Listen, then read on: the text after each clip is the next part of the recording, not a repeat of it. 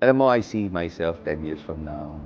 Siguro gusto ko makita nila ako as the one who changed the second district of Parañaque.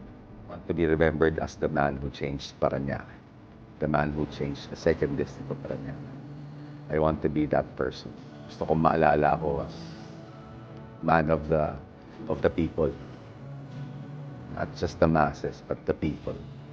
And I want to be remembered as kumbaga, that scrawny, poor little guy who, kumbaga, worked his way up sa buhay niya para lang marating yung mga pangarap niya.